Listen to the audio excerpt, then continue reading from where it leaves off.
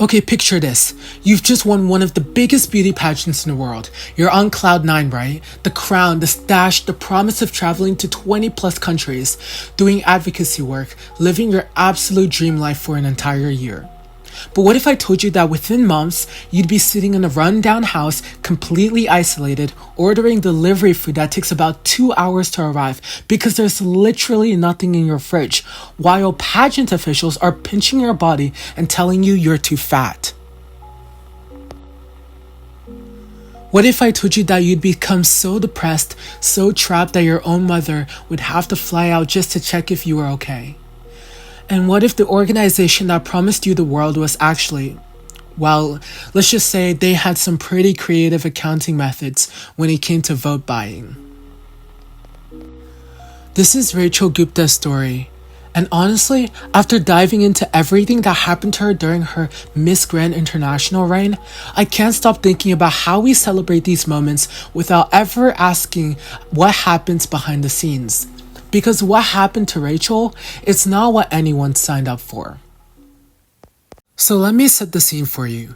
Rachel Gupta, gorgeous, articulate, passionate about advocacy work, wins Miss Grand International. This is supposed to be the moment, like the organization markets itself as this big family, all about empowering women and making a difference in the world. They promise her she'll travel to over 20 countries. She'll have this amazing penthouse to live in. She'll get to do meaningful advocacy work, partner with charities, make a real impact. Oh, and of course, there's prize money and a monthly stipend to support her during this year-long journey. But here's where it gets really interesting. And by interesting, I mean absolutely wild. Because what Rachel actually experienced was, well, it was like someone took every single promise they just made and just threw it in the trash. And the thing is, this isn't just about one person having a bad experience. When you really look at what Rachel went through, it starts to paint this picture of an organization that seems more interested in exploitation than empowerment. And honestly, that's what we really need to talk about. So let's dive into what actually happened, because trust me, every detail of this story just makes it more and more clear that something was seriously wrong behind those sparkly Instagram perfect posts. Okay, so first things first, let's talk about the money situation, because this is where things start getting really sketchy. So Rachel's told she'll get this monthly stipend, right? Makes sense. You're working full-time as their representative. You need to live. And she gets paid for the first month and then nothing. Radio silence. Meanwhile, she's expected to pay for her own food, her own transportation, basically all her living expenses. And get this, the prize money, they'll pay that at the very end of her reign. So essentially, she's supposed to work for a year, financially dependent on her family while representing their organization. But wait, it gets worse. Rachel had $1,000 in cash stolen from her accommodation. You know what the organization did about it? Absolutely nothing. Just, sorry, not our problem. And here's the kicker. While Rachel's struggling financially, turns out some countries were literally paying for votes.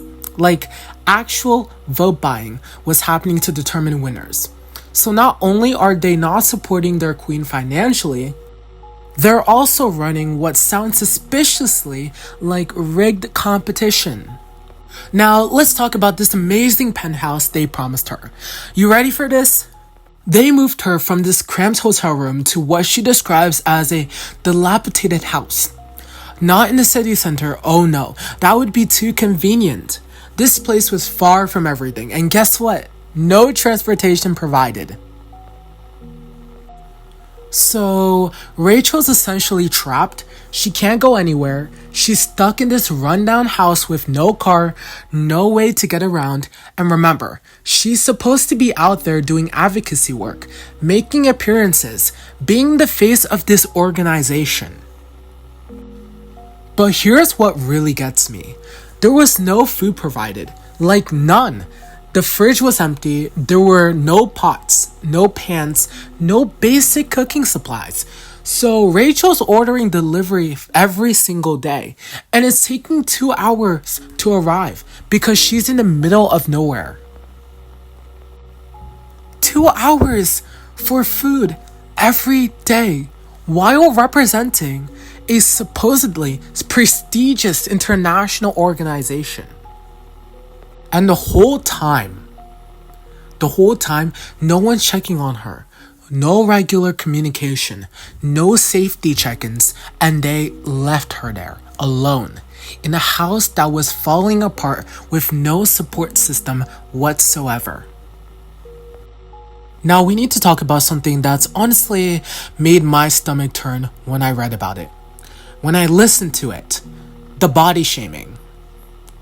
Rachel describes how organization representatives would physically pinch parts of her body and tell her she needed to lose weight. Now let that sink in for a second.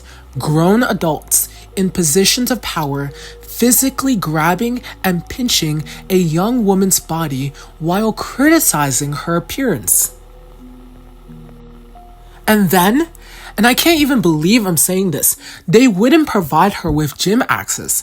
So they're demanding she lose weight, but not giving her the resources to do it in a healthy way. Instead, she's stuck in this isolated house with no transportation and no facilities. Can you imagine being in that situation? You're already isolated, already struggling financially, already feeling trapped, and now the people who are supposed to be supporting you are literally grabbing your body and telling you you're not good enough. This isn't pageant coaching. This isn't constructive feedback. This is abuse, plain and simple. So remember those 20 plus countries Rachel was supposed to visit? The advocacy work, the meaningful partnerships with charities?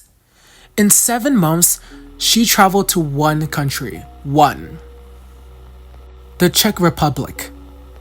And when people started asking questions, the organization blamed passport issues. And here's the thing, Rachel had multiple valid visas.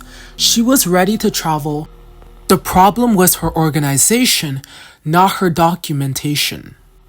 Instead of doing the advocacy work she was passionate about, instead of partnering with charities like she wanted to do, they had her selling cheap products on TikTok live streams. That's what her reign became. Hawking random merchandise instead of making the impact she dreamed of. She had to turn down major interview opportunities because of contractual restrictions. She couldn't work with her original national director because of licensing disputes. Every door that could have led to meaningful work was slammed shut. Rachel describes these months as the worst of her life.